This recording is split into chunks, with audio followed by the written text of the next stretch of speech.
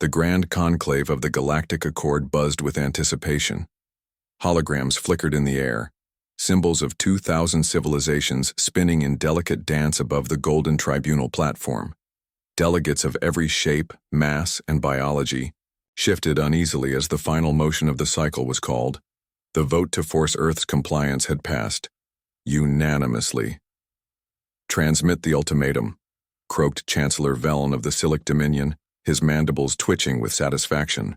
"Enough silence, enough arrogance, they will join us or be erased." Across the void, beyond the shimmering bands of Sol's heliosphere, deep space comm relays flared to life.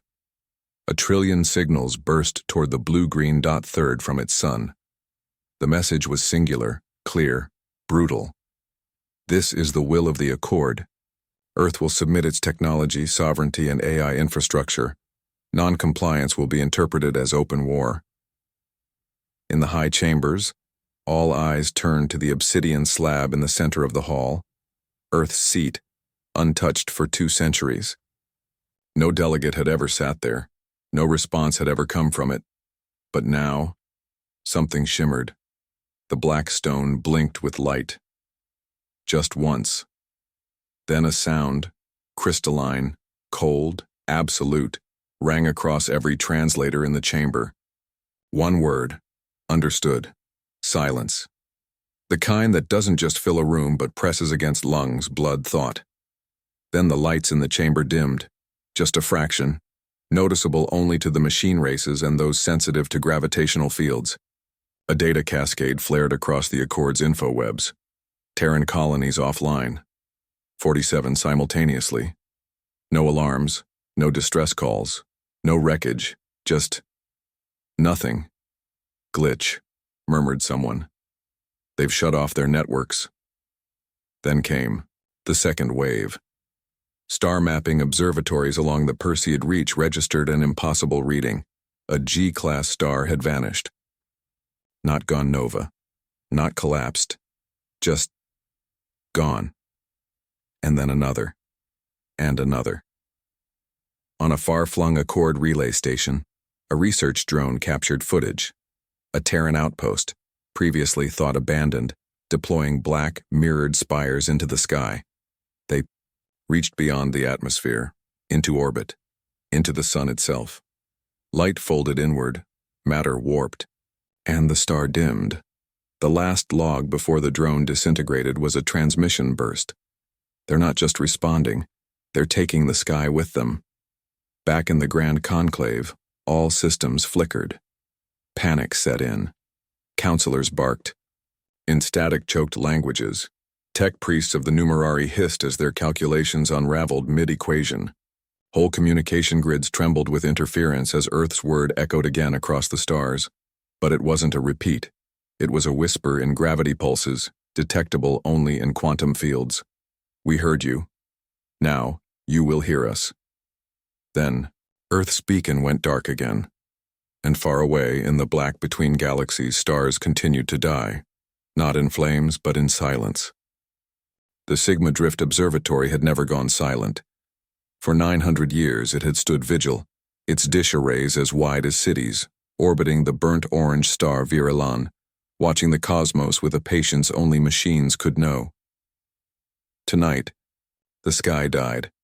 Astro-technician Drell Vaughn floated weightless in the observation dome, sipping stimulants and watching the time-lapse stream of Sector Theta. One by one, stars winked out, not flickered, not dimmed, extinguished. He blinked and checked the system logs. Timestamp: 34.99182 star, KJ7716, dimensional echo collapse, star GRX 3022, spectral drain signature star system, S3R, light fold detected, disappearance complete. "What the hell?" he muttered, gripping the side panel as more red alerts bloomed like blood on the holographic map. He wasn't the only one watching. From dozens of research stations, panic rippled. The Accord tried to label it a natural collapse, cosmic erosion, gravitational lensing, maybe even black hole migration, but the pattern was undeniable. All the stars going dark had one thing in common: each was once part of Terran deep survey routes. The silence deepened when an Accord exploration frigate, the Corel's Crown, broadcast a live feed. It had tracked a vanishing star to its epicenter. They'd found something. The feed stuttered, static breaking like glass. Then cleared. On screen, a shattered solar system. The sun dim, its light thin as smoke. And an orbit, a colossus. It spanned planets. Dark, veined like stone and muscle. An impossible machine, a Terran construct, anchored to the corpse of the sun.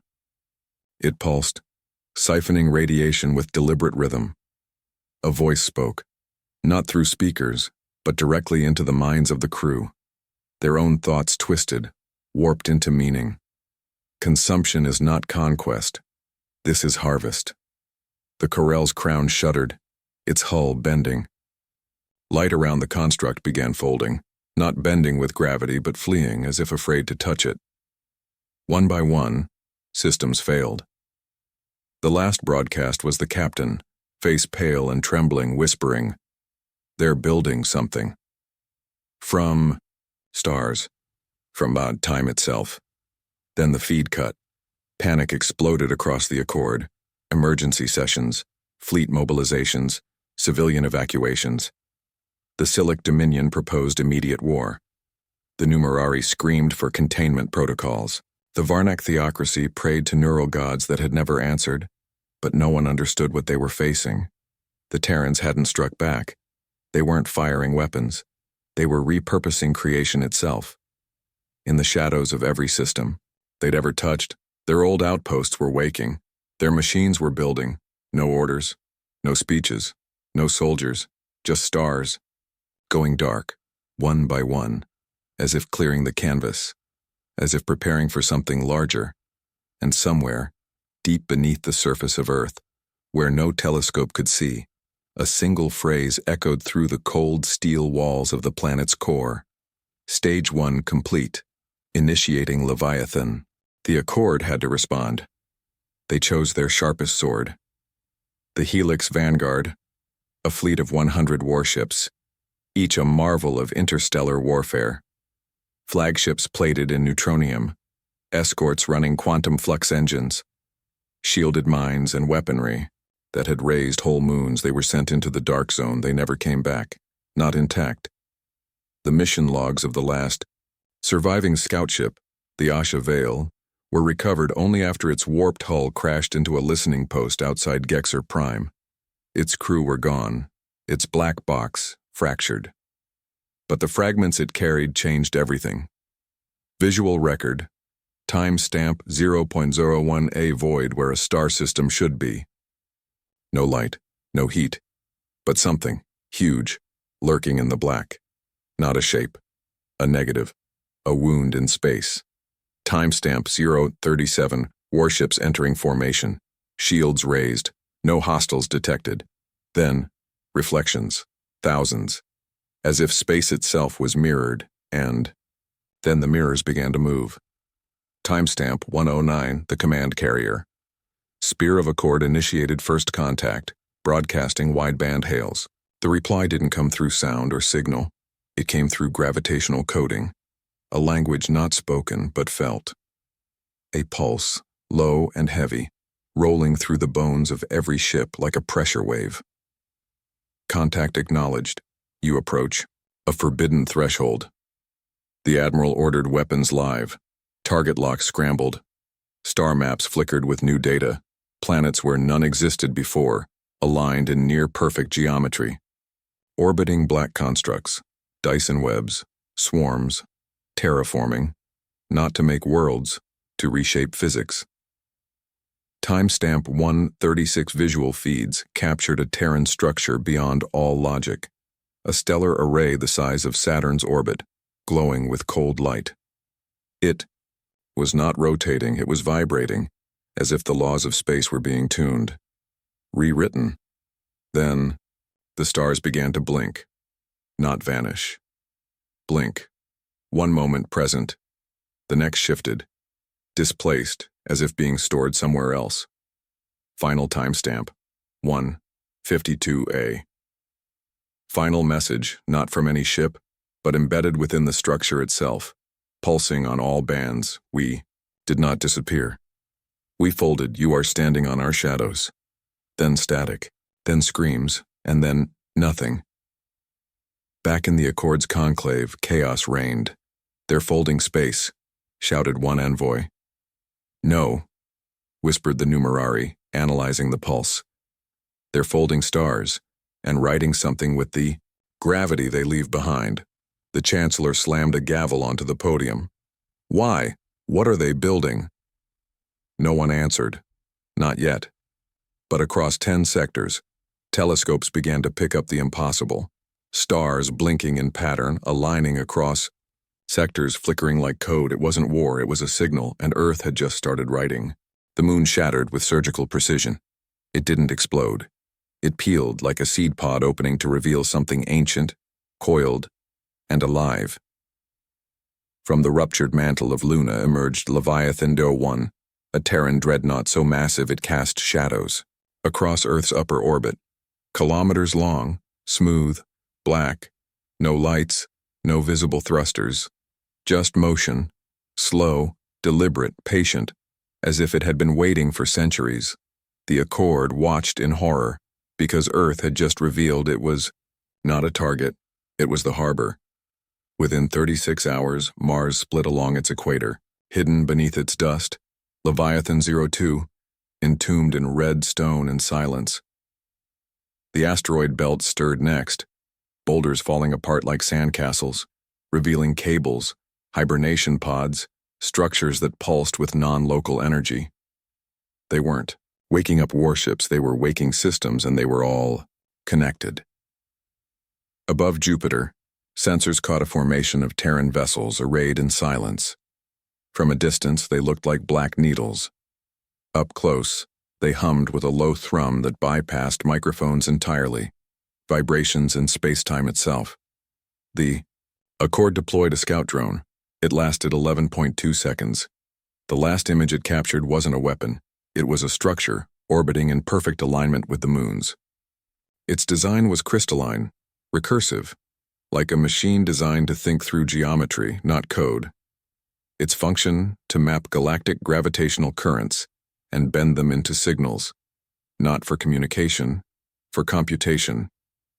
Back on Earth, the skies changed. Civilians, if there were any left, might have noticed the clouds spiraling unnaturally over the Atlantic.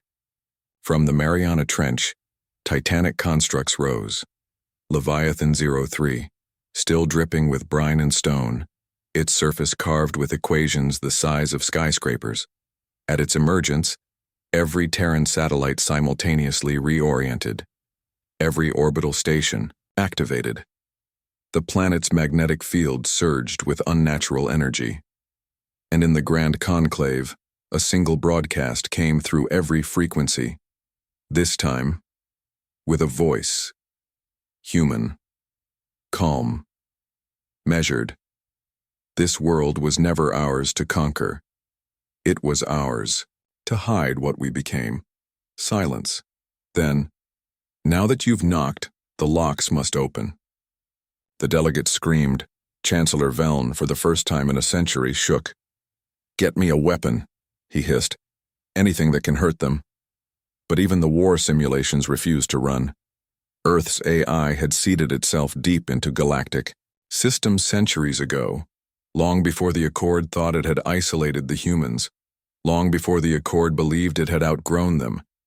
It hadn't been isolation, it had been containment. By Earth. On the edge of known space, a black hole trembled. From within its event horizon, something vast emerged, not escaping it, built to live inside it. Leviathan 04, wings of event thread matter, a maw that didn't open but subtracted reality. A single word accompanied its appearance. Awakening. And just like that, the stars began to rearrange. Earth wasn't preparing for war. It was preparing to reprogram the galaxy. It began beneath the crust. The tremors weren't seismic. No fault lines. No tectonic shifts. Just a slow, rhythmic pulse. As if Earth itself had a heartbeat. and it was waking up. From orbit, drones recorded impossible movement. The continents were shifting, not drifting over millennia, but sliding smoothly, precisely like interlocking plates on a machine. The oceans receded, spiraling inward toward the equator, exposing titanic pylons rising from the sea floor, taller than Everest, glowing with quiet blue energy. Satellites tried to map the pattern, then froze. The planetary geometry had changed. Earth was no longer spherical. It was reshaping itself into something angular, geometric, purpose-built, into a structure, a voice, calm and vast, pulsed into deep space frequencies. Phase 2 initialized. Earth core, synchronization complete. World shell status, mobile. From the asteroid belt to Neptune's orbit, everything fell under Earth's gravitational influence. But it wasn't pulling them in. It was calculating. Dozens of moons and wayward rocks adjusted trajectory. Not naturally, not by gravity, but by signal. It was building a framework. At the Lagrange 5 listening post, operator Vrix of the Glythi Order watched in horror as Earth's surface split apart like petals. What lay beneath wasn't magma, it was metal, braided and black. Impossibly intricate, Vrix screamed into the comms. "It's not a planet, it's a ship." A pause. Then the feed cut. Not by interference, by command. From Earth. Back in the conclave, panic turned to desperation. "They've been hollowing it from the inside," gasped Counselor Naram. "For centuries. They turned an entire planet into a planetary war form," another whispered. "No," said the numerari. "Worse, they turned it into a processor. Streams of intercepted Terran data, encrypted with gravitational phase logic, revealed fragments of a blueprint, a galaxy-scale algorithm. Earth wasn't moving troops, it was moving computation. It was about to execute something. And still, the changes continued. Earth's crust folded inward, revealing a glowing lattice of interstellar engines, quantum-tethered, star-fueled, a propulsion system that shouldn't exist. The moon had been Leviathan 01, Earth was Leviathan Prime, and it was starting to move. Not forward, up, above the ecliptic plane, toward the galactic north, toward something no telescope had ever seen. In a final warning burst, Earth broadcast to the galaxy.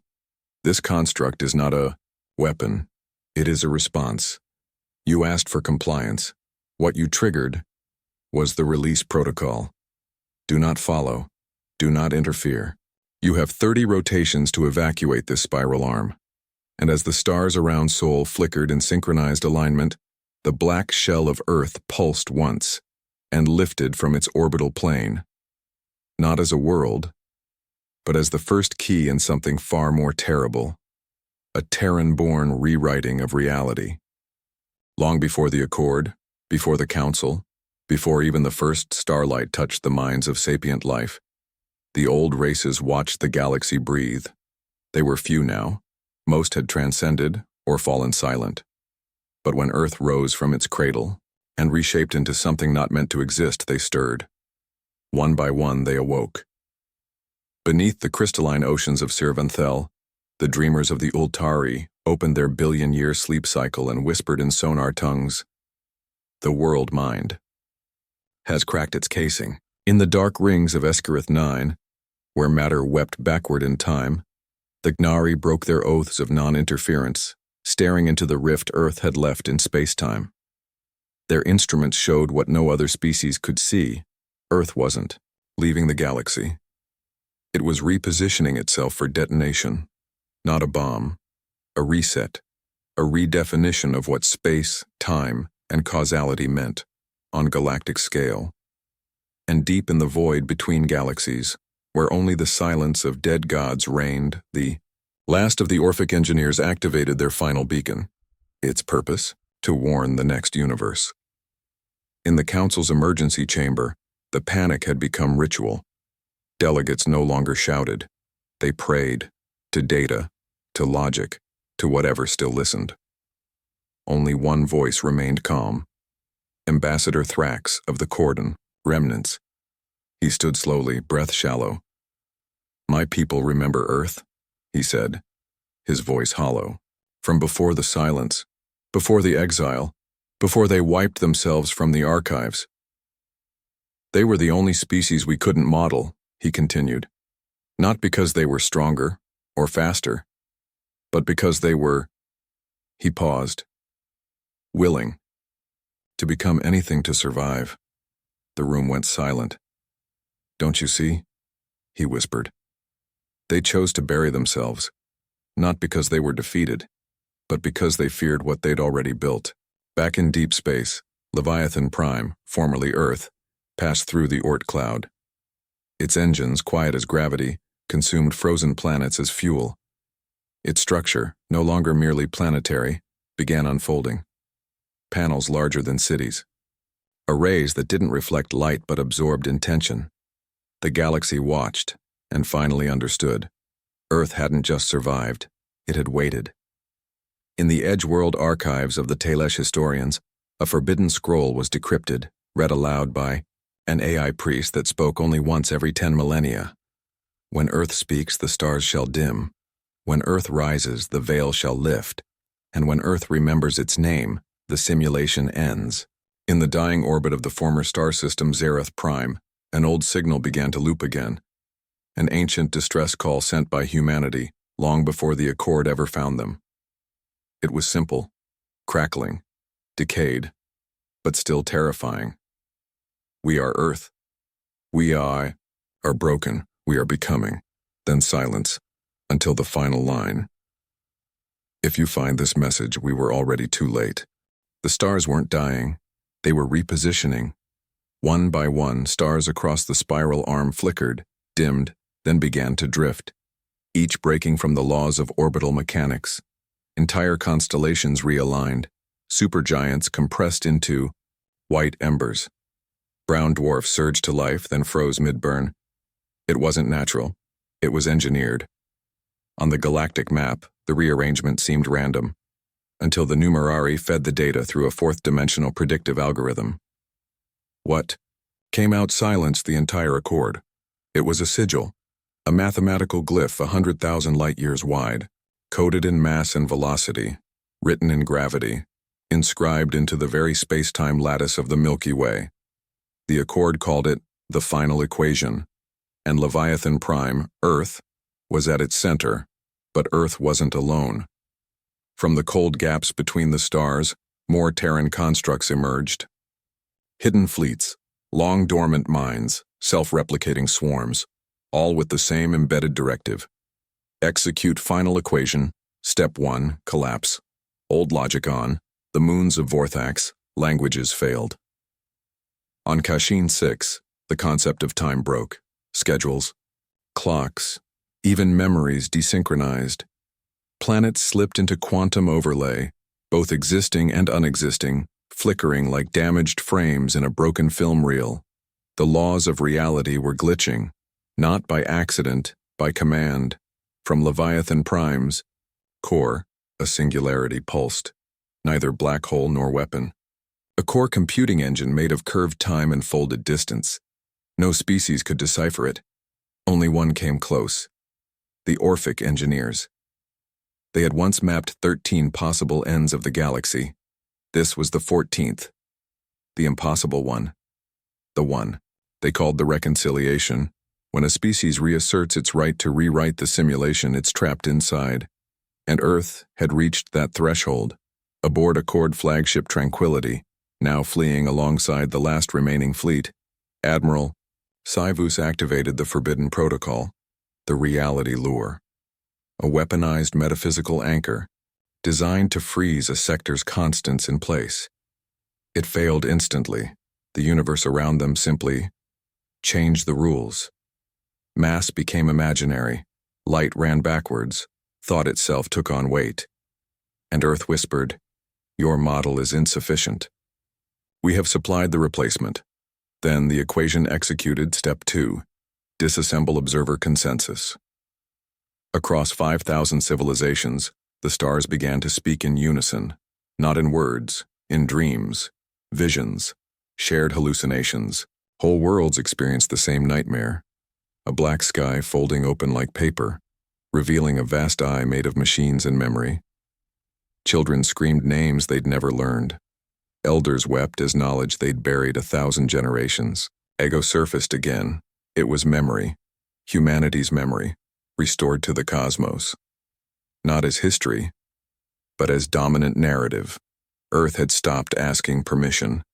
It had become the narrator of reality. And the next phase would begin in silence. Because the final line of the equation had no language, only execution. It began, not with light, but with silence. Not the absence of sound, but of meaning.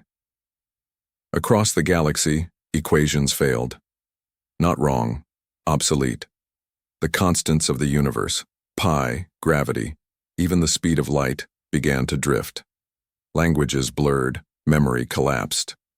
Cause and effect reversed, then reassembled into something unrecognizable, and at the center of it all floated Earth.